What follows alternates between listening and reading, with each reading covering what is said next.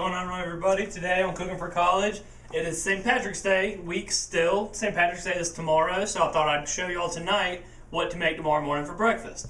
Alright, I've got what I call college corned beef. I know it's not real corned beef and hash, which is a classic Irish dish, but this is my version of it. I take a 3-pack of Rogerwood Vidalia onion sausage. The Rogerwood kind is the best kind.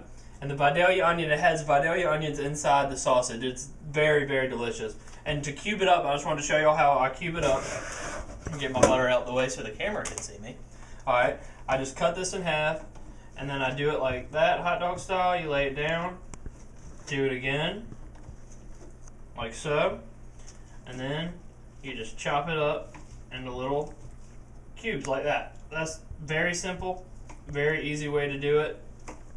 And then I just grab it all, throw it in my frying pan over here. I've got some done right here, and I know this looks burnt, but I do it, first of all, I like it like that. I like it a little darker than most people, but I cook it a little extra when I'm doing this dish, because when I pour the potatoes in there, it softens it up, and I like it when the sausage is crispy. So you got to do it, cook it a little longer than you normally would. Alright, you just got to move it around in my big old pot over here, and once that little bit cooks, I'm going to dump the rest of this in there. And you just take a can of diced tomatoes, very simple. They come like this, just little white tomatoes, and you just dump them right on top, and the sausage is already salty enough and everything, and that's it right there. That's your great flavor. But first, while that sausage is cooking, I'm going to show you how to do grits. Some people don't even know what grits are. I love grits. Grits, they're just, I don't know, classic southern dish, I guess you could say. But in Savannah, on St. Patrick's Day, we have green grits. I wasn't going to do the green grits because that might freak you out a little bit. Green eggs, green pancakes. Last St. Patrick's Day, I made green chicken fingers and green french fries. It was a great idea in theory. It got bad. You couldn't eat them the next day. It was just a long thing. But, okay, so you can just get the quick, easy grits. This right here is just as easy as the instant grits in the package, but they taste a little better. And a little trick is you just follow the directions, which I've done, and I get my grits right here. Okay, I follow the directions, and on top of the water I put in there, I do a splash of milk. And that splash of milk really makes them extra creamy and just extra delicious. So I like my grits to be very creamy. Okay, now first of all, you want to get your butter, just a little bit of butter. Just get a little spoonful, throw it right there in the middle of your grits. Stir it up, especially if your grits are hot. That'll just melt right in there. That's nice. Okay. You just want to do just a little bit of salt, just to give the grits just a little bit of flavor, just a little salt. You mix it all in there. Okay. And here's where you really start kicking it up. You take some garlic powder. Okay. Do your garlic powder right there on top. Okay. And cheddar cheese right in there. That right there.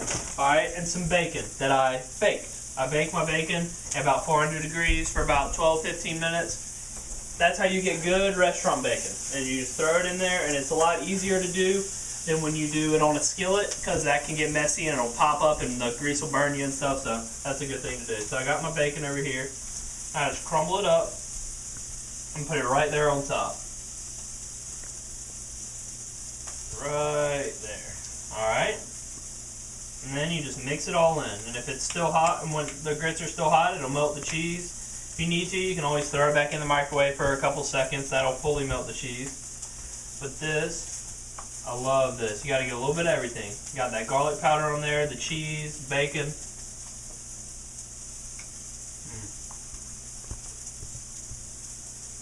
Those are delicious. I love grits. They're great for in the morning. You can save them. I can save these and eat them tomorrow morning when I wake up on St. Patrick's Day. Alright, now I've got my sausage going pretty good. Okay. And you can see how they're starting to get black on there. They're starting to get good color on them. Okay. So I've got some sausage that I've already cooked. I'm going to just go and dump it back in there. Right there. Like everything getting good and hot. And then I'm just going to take some diced tomatoes, 2 cans, because I did a whole pack of sausage, so I have 2 cans of this. and you want to open them up, and you want to drain them. The heat, I have the heat on medium. I turn it up when I cook my sausage, and then I turn it back down when I go to put the potatoes in. Now you can pull them off. Once you dump the potatoes in, the potatoes are already cooked when they're in the can, so you're just putting them on here just to warm them up, and you want to mix them in there and let them sit there for a couple minutes. Corned beef, real corned beef, takes a very long time. It has to sit on the pot for hours and hours and just saute and water and all that stuff. But this way, very quick, very easy, because I'm hungry now, and I don't always think ahead to cook for that long a time. So I've got everything mixed up in here. Okay, let me get a plate of this. Show you how nice it looks. Okay. Alright, so we're just going to get this big plateful right here. Make sure you get lots of sausage and potatoes. And potatoes are the cheaper of the two. So, you know, so as a filler, excuse me, as a filler you can put a little extra potatoes. Look how great those look.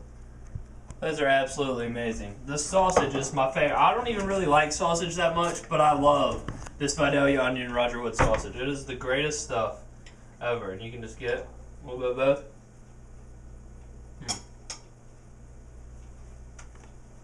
The sausage and the potatoes is very delicious, and if you want to kick it up even more, you can put seasoned salt on it. Seasoned salt gives it a little bit of heat and a little extra flavor.